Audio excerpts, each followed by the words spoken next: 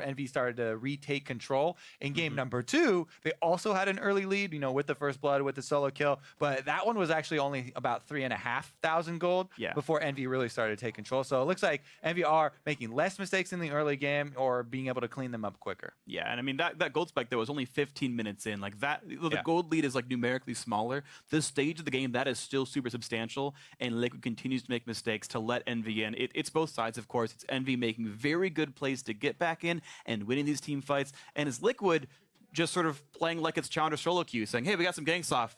Smart ping Dragon, let's show up. And Envy's like, but we set up for Dragon. We're just going to outmaneuver you, gold lead or not. That as well, it is the direction in the mid game. It's also how they're playing team fights, right? The team fights from Team Liquid definitely have had a lot of holes, and Envy have been able to take over pretty reliably when the game does switch to that stage. Let's see if they can draft to try and shore up that weakness. Yeah, we'll see. This time around, we have switched sides. It was Liquid's choice. They chose to play red. They did not like the way a pick ban was shaping up before, so we'll see how much actually changes. So far, though, these bans are not different, with the Shen and Tom Kent still coming through as Envy's first 2 bans. The Karma still off the table. Now, the question is, do you still ban away Gangplank? Do you still ban away Kennen? What's the counter pick's going to look like here? Because Liquid gets last say. And what happens with Kassadin? Kassadin has become the one of the most important parts of the game this time around. Kassadin Sivir combo, one part is done. So it's actually Liquid saying, we don't want to have to worry about Sivir. We'll ban it away. No one gets to play this champion at all. That means they leave up the Kennen or the other champion they banned, the Gangplank, at some point. There are Gangplank counterpicks out there, and it's actually Envy who are choosing to ban it. Yeah, it's interesting, actually. We were seeing blue side GP bans, which is a bit more atypical, but that's the case we're in, which also means that they've left up the Gnar. Maybe Gnar gets first pick by Sarah, but it means Lolo gets to play it if he wants to. Kennen's still going to be removed off the table, so the counterpick to Gnar is gone, and so it gets locked in right away.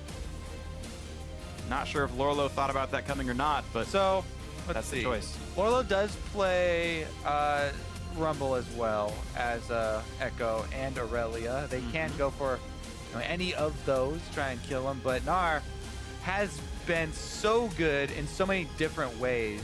The split pushing, the team fighting, going for some Mala build, trying to chase build down, create pressure that way.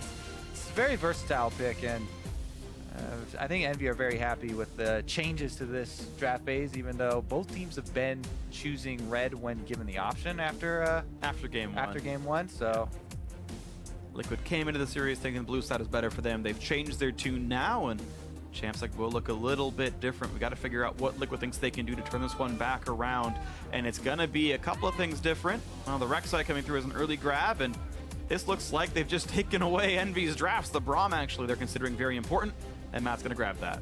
Definitely has been. And Arc second, like the feel of that Rek'Sai. Gonna stick with that one. Okay. Well, we'll see who gets traded back here with this one. Aurelia seems unlikely here, but the Jhin wouldn't be too surprising, honestly. That's going to be locked in already. Looks like Envy not going to show too many things here as they're just hovering junglers, and they say, at least Gragas, let's make it Gragas. Not showing any of their other matchups. Even though they could pick support safely and they could blind pick a mid laner, they will not. I would expect the Ashe pick here from Jhin. I haven't seen him play it too often, but that would be the go-to down if you move down the line. Ashe, the common pick into Jhin, and I would assume that they would save their counter pick here until the other solo is revealed by Envy. So just pick up AD carry, and I'd say top laner, because you're not really going to surprise anybody. I think you definitely save mid for left. At this point of the draft, I think there's no obvious blind pick mids. Nothing too surprising came out of the drafts here, and you pick, you pick red side for a reason. To get a kind of pick on mid lane is usually one of the major reasons for that. Also worth noting, Envy have a bit of a lower damage composition. This is the first time that Seraph's not on what could be kind of considered a hard carry. Gnar does a lot of damage, though. Comes through as the final pick here for Jhin. And yes, he can do a lot of damage. It's not passive, it's not Aurelia. And with that in mind, you've now got a super high damage backliner. I think Jinx is super strong. Now keep in mind, we are still playing on 6.15, the same patch from the playoffs. So this is not with the Super Mega Death Rocket buffs that came in 6.17. This is the pre-buff Jinx, but I think the champ is still very strong. Yeah, I mean, it is strong if you can protect her, if you can get that DPS uptime, allow her to freely auto-attack, allow her to chase people down, get the resets on the passive.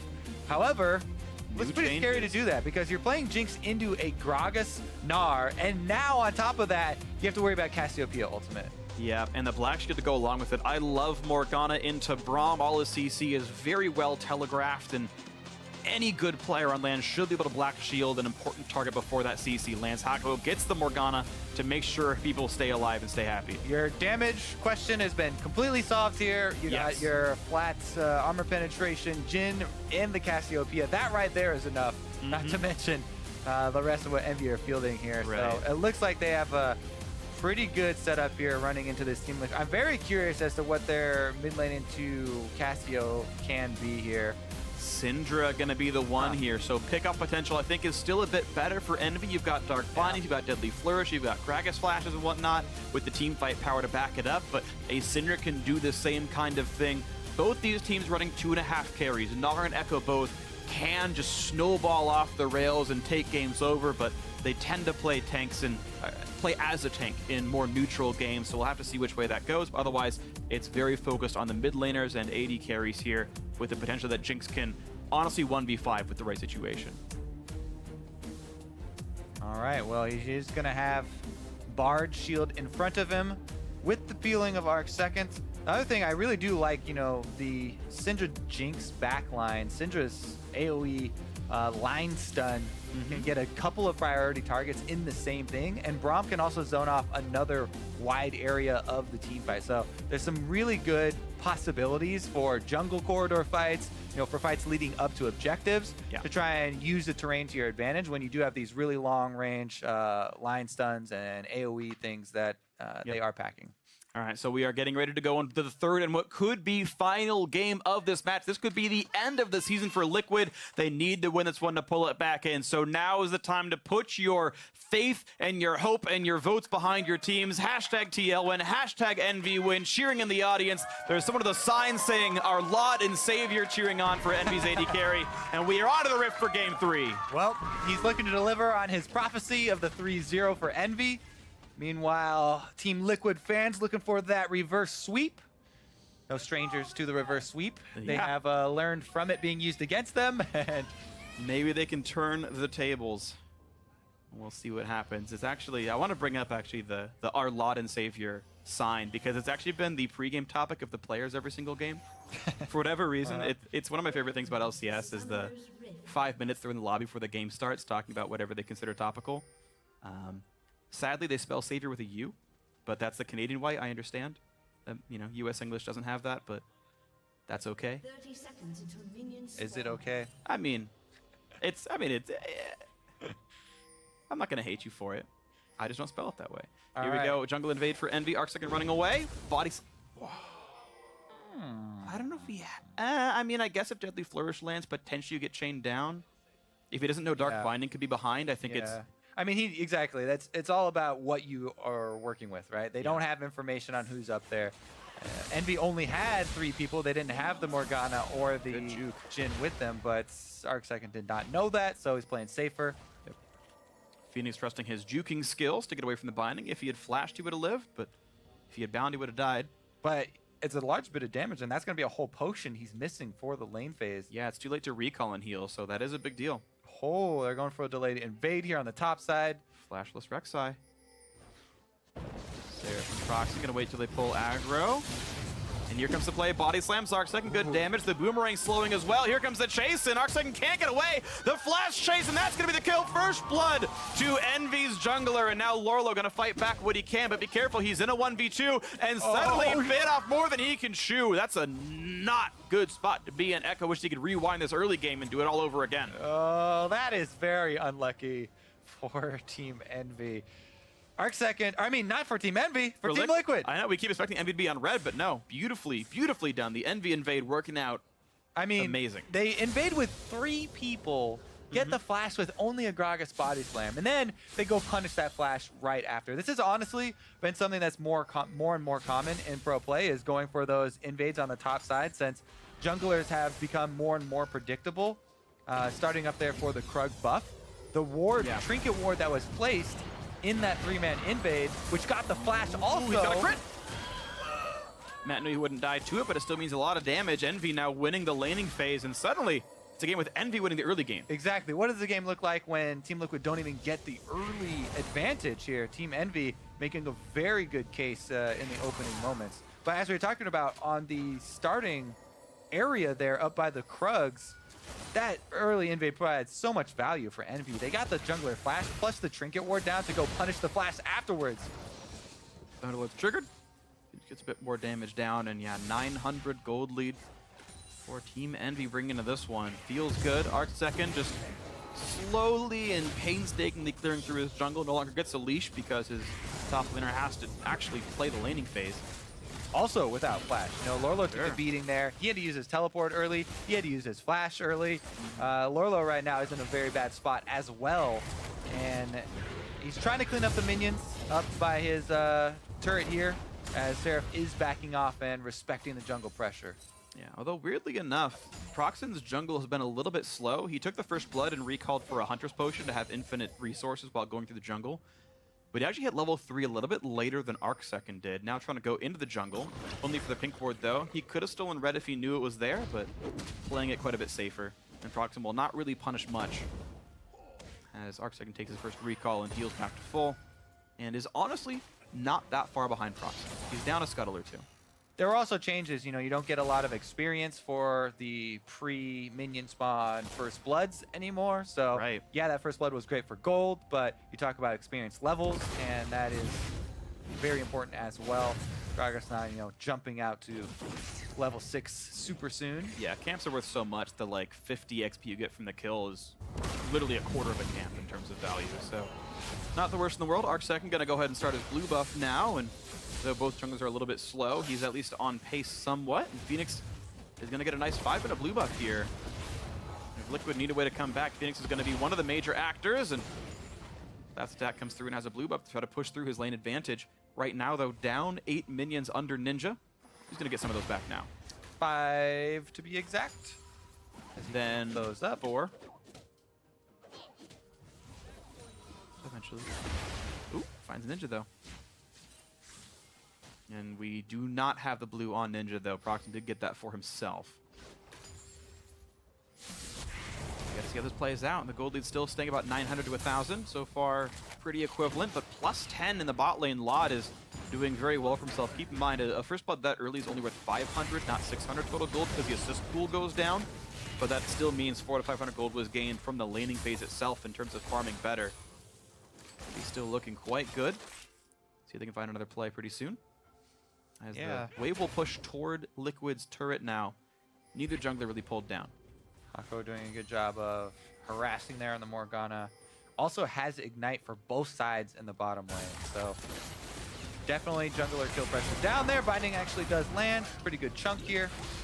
Fade back a little bit onto Lod, and yeah, nice zap shot from Jinth, but otherwise it's been Envy who just look much better in this laning phase. There's the crit. Q's gonna knock down the melee minion, and an early recall for Lod actually got him a cull. Same for Jinth, but just better items on this Jhin right now. Proxen went through the whole jungle, laid down deep wards, but did not step in that rush to see the pink ward that saw him as he walked by. And now Ninja's gonna have to go down to the bottom side of the map. I think that would be a little bit ambitious to go for a tower dive there when they don't see Proxen. Yeah, they really didn't have much vision. They called it off. I think it could have been good, but even the parallel convergence coming down lets him know that that Echo did roam and is going to come back up the river. Didn't recall, he did something else. Summoners still available too, so mid laners can flash out of these ganks. Little roam there. Not going to cost them anything. Proxen with the Raptor buff. Found it! Made aware. Knocks the board down, feels good. More gold being earned. Aqua, oof. Yeah, that's Thunderlord's triggering a Dark Binding for you. Yeah, he already had walked in 2 ticks from the soil, and so the binding also gets the bonus sandwich there. This Jinx is getting beat up in lane.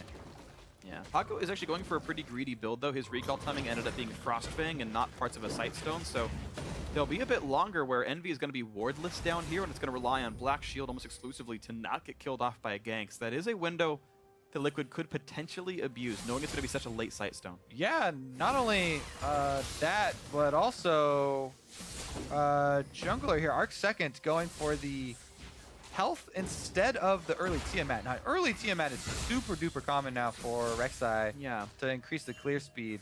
It will be a bit more tanky this way, but he's delaying both jungle item and the AoE clear. It's the same build as last game, where it's just the early Jarum's Fist, making that the play right now, looking like this is going to be Seraph landing a stun and a Q, and Lorlo goes, ow, that was kind of rough. The first pick Gnar, the Kennen ban, and Seraph looks very good in this one. Quick fight for the blue buff, and Ninja's going to grab that one, poisons it, there we go. Mid lane actually staying pretty close to equal though. Hakuho going to recall his individual gold. So the funny thing is, I'm cheating, but look what Hakuho buys. He has roughly exactly 800 gold, roughly exactly. He had like 790 gold on the recall, and goes Boots Pink Ward instead of completing the Sightstone. So still not really getting the vision down. Doesn't seem to need it in any way. I mean, with the way this game is going, right? Both teams are just farming in lane. So I guess if he's going to stay in lane the whole time and not go for the roam, then maybe doesn't feel like investing in the Sightstone quite yet. I definitely would recommend that though. I have to say though, it up. Log gets the black shield, runs forward, lands the crit. Here comes Curtain Call. How good is Jinth at dodging? He's not. That's gonna be the kill picked up. Log now makes it 2-0. Yeah, that was very good by Law. You know, once you get tagged by that first one, don't even blow your flash. He's got 3 more bullets left in the chamber, and there's no way you're getting out of that range. Just really good outplay there from Law. Jinth, this Jinx is not working out for them. Getting destroyed in lane. You can see the idea behind it though, I guess, because I talked about, oh yeah, maybe they're gonna look to shore up their team fighting in the draft phase. Actually, flash knock up in the chain stun into the ulti. That's the kill picked up. Not a chance for Ninja. And Liquid finally gets something good on the scoreboard. Well, Syndra bursts right there, able to get that kill in the mid lane, but Jungler will step in to clear out the minions. So in the end, that's just going to be a kill on the board, whereas the bottom lane is getting destroyed. They also got that first turret gold once again. On the Lod, he's rich right here. He's up 20 minions. He's up the first turret. Individual gold-wise, it's a 1,500 gold lead just for the AD carry. And that's a Jhin, one of the early spiking ones, right? He's building right into Ghostblade. That's going to be a super early Ghostblade. And there's not going to be armor on any of these tanks that early on. They've got Pink Ward control here. Slipping away from Liquid faster and faster. If this binding lands, it should be an easy deadly flourish into a... Oh, God. Ding. That's going to be a block, but here comes a flash follow, and that's going to be easy for Hakuho to get the stun. Goodbye, Jinth is dead. Matt flashes out to keep himself alive, but more pickoffs. Pink Wards, they don't just save lives, but they can also be used offensively right there, yes. Yeah. Good binding there from the Fog of War, and that is a dead AD carry. Once again, no chance to use his flash, really, because he was going to die either way, so holds on to it, but Laud is going to take over this game. Pushing very far ahead, absolutely, yeah. And unfortunately, I think Liquid had no idea if Envy were in the lane brush or in the river. They chose one. They guessed wrong. Here comes the CZ chain as Seraph is fighting Lorlo, who is actually winning this one a little bit. Yeah, Rek'Sai also on the way here, so Seraph definitely good. Wise to back off there. You can see they're afraid of it being in that brush. Is why he zapped it. He hugs left, and he's like, nope, we were on that side. I mean, yeah, I guess you can say, hey, you see the projectile, then you should be able to react super quick. He had his mouse over the minions though, because you're trying to last hit, right? So you would have to see the projectile, move your mouse all the way to the back side of your screen, try and flash it. Yep. But not gonna be that quick. Yeah, and the whole time they're watching the bottom side. They think it's in that lane brush. It's the much more common route to gank from. Yeah. And even if you shoot your zap in there, that doesn't guarantee that it's clean. So it's not like you can hug on that side of the minions either. And just be like, they must not be there. Yeah. Yep. So, smart mind games and Envy with 1,000 damage crit, better than Smite ever could. Secure themselves the Cloud Drake. They run quick. And with that bottom turret already dead, and Jinx herself being a fairly easy to gank AD carry, there's a lot of room to work with here. It's such a difficult game to beat Jinth right now. You can say that again. It's been a rough series to beat Jinth, actually, with Envy previously running a lot of dive. And this time around, he's just going to get outpaced for the team fights. Everybody's going to try and kill him for the team fight. That's the whole goal. You know, Team Liquid trying to build this around that. But if you're trying to build around one of those late game 80 carries that builds off multipliers, and delaying those multipliers early is going to be very rough. Definitely will. So difficult road ahead for Liquid. There's always the chance to win. We've seen even bigger comebacks come out from Envy. Here comes the curtain call play looking for Phoenix. Arctic's going to take some of that up though. And they're going to land another root. It's going to be a bit of damage going back and forth. The dive in. Stun's going to land on a Lorlo. Takes a whole bunch of damage. Jinx Rocket means almost nothing though. Hits the backline and Ninja able to flash ways. Here comes the re-engage. Seraph finds Phoenix and there's the kill off from Laud. Nicely done. Lands the crit. And Lorlo in the wrong side of town. Can't find much. A double kill comes through. Laud actually gets himself another as Jint pops the heal and runs away.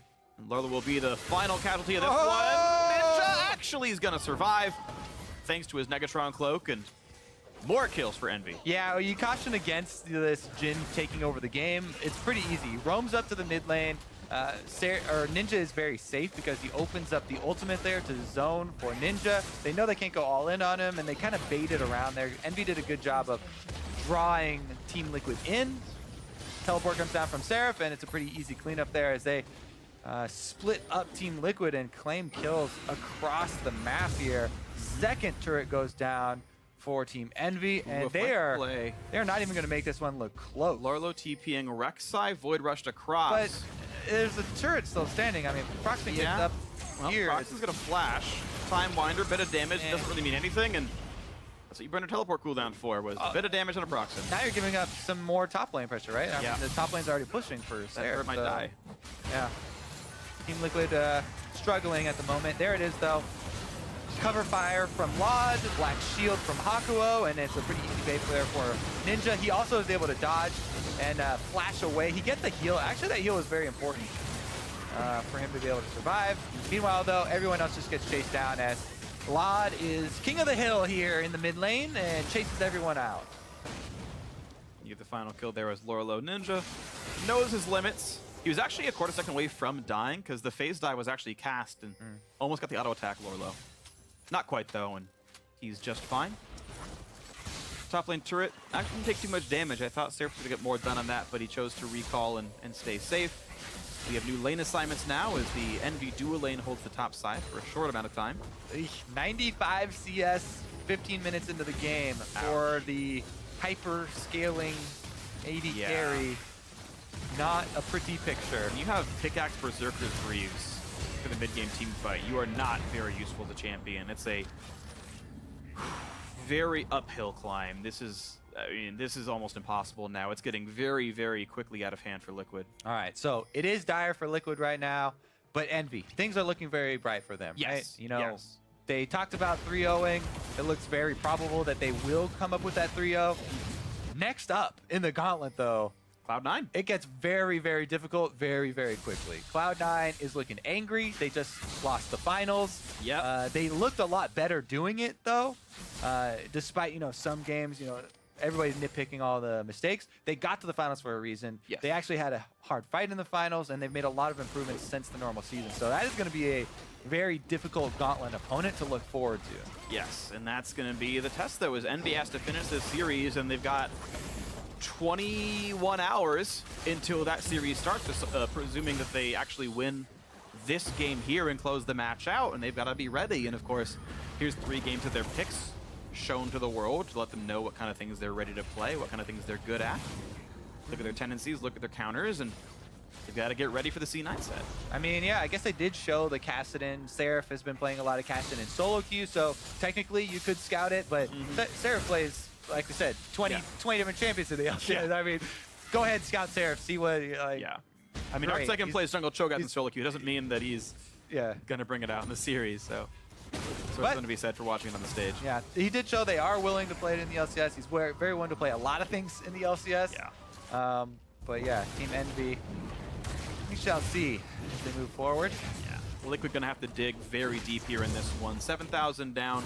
We've seen bigger comebacks. They're just very rare, but they're gonna hope that it happens. One good team fight can look great. They've got the burst damage. A good Jinx Rocket can secure a kill once she gets, i.e. Hurricane. She can carry some team fights, and if Liquid can drag it out, that happens. But Envy are known to actually play pretty viciously here. They've been able to close the games out once they get their lead in pretty short order, as Ocean Drake spawns in 20 seconds, and they can fight for that. And Team Envy are very well equipped, right? They've got all the vision control over the objectives, and they have Morgana and Jhin, both very good at punishing people for coming into low vision areas. Pick potential definitely there. Stray binding, Jhin ultimate.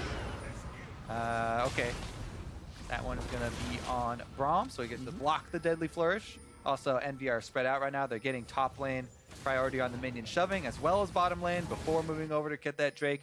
This is not the best Drakes for snowballing wind into ocean, but I mean, any Drake is Team Envy property basically, so go and collect. Yep. Might as well make sure you don't leave anything easy off of the map. Liquid playing to contest instead of doing something else across the map. Just kind of seems unfortunate. They're really not making any proactive plays at all. You know they're going to go for Ocean and nothing gets done. Yeah, Envy pushed in all 3 minion waves. Oh, now they got to pick. And Phoenix gets slowed. He flashes. It doesn't matter. The Dark Binding to make sure Hakuho flashes to kill secure. 2-0-3. Second highest number of kills in the team. And here comes bot lane. 4 members of Envy. Look at knock it down. Mid lane also is being pushed up. Cassiopeia doesn't even have to join this bottom lane push. Ninja's gonna try and take down mid lane while they're at it, and inhibitor turret already under fire. 19 minutes into the game, Ninja does come over, and they're gonna take it. The game's getting more and more convincing here for Envy. A 19-minute inhibitor take is here in front of us, as they are not relenting in the slightest. Down goes the structure at 1909. Quick retreat. Baron isn't even up yet. They couldn't take it if they wanted to. All Lolo's doing is pushing a turret on the side. Doesn't matter enough. Yeah, I mean, Team Envy definitely looking better and better as this series goes on too, right? Yeah. There's always 2 schools of thought with the gauntlet style games.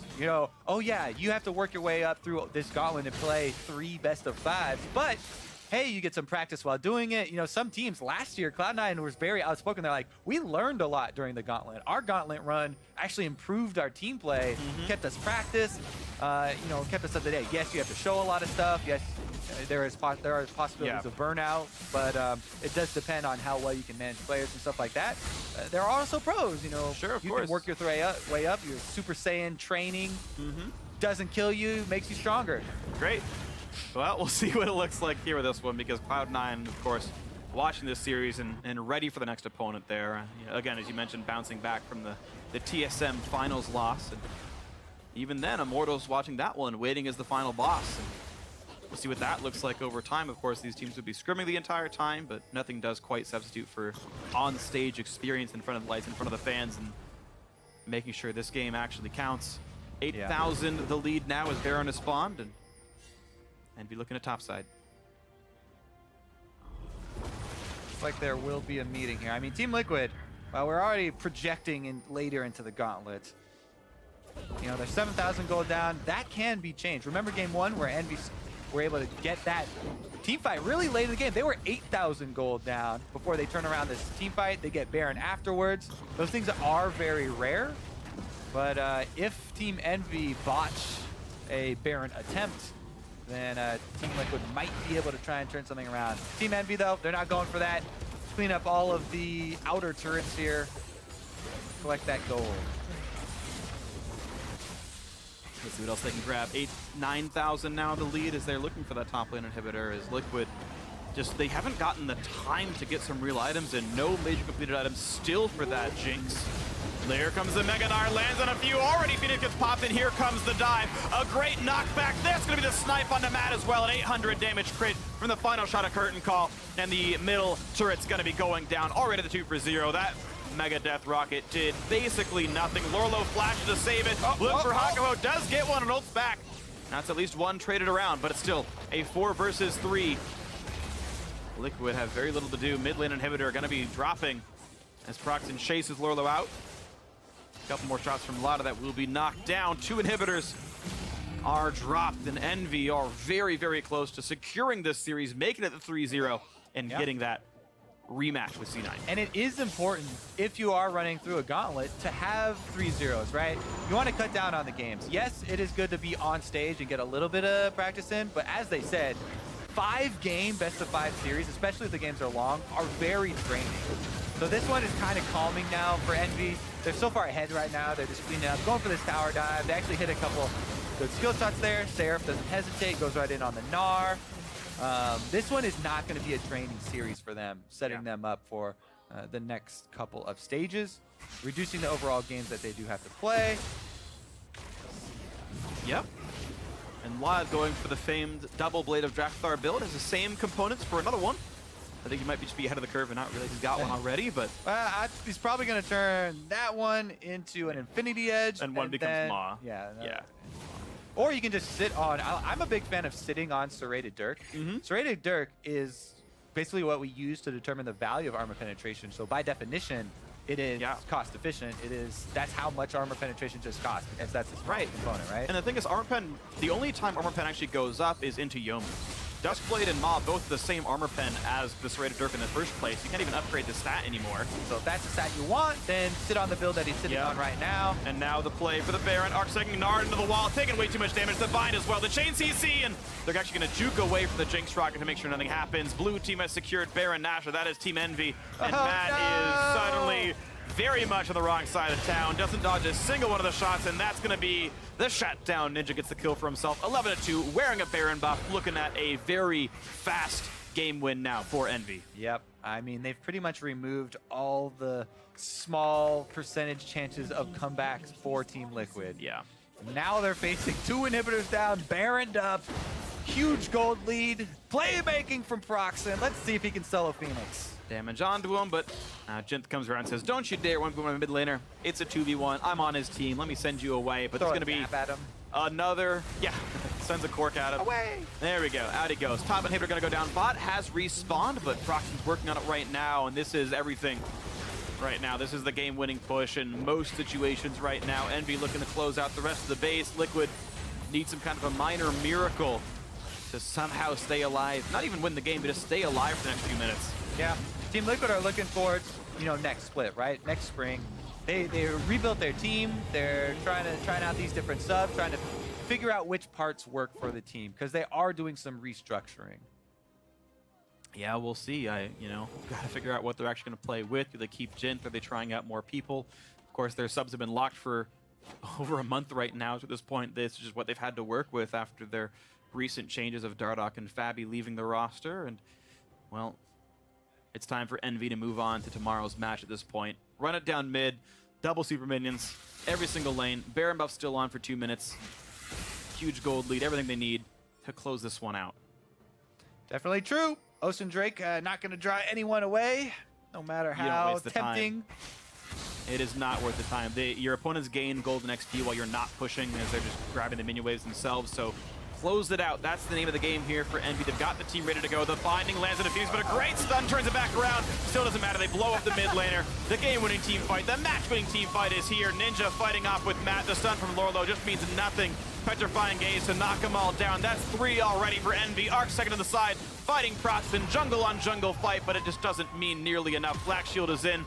Ninja chased out by Jint. The final Nexus turret goes down. Max turret score, max fantasy points, and onto the Nexus they go. That's a 26-minute win. A crushing game win as Envy 3-0s the series. They will battle Cloud9 for the right to fight Immortals for a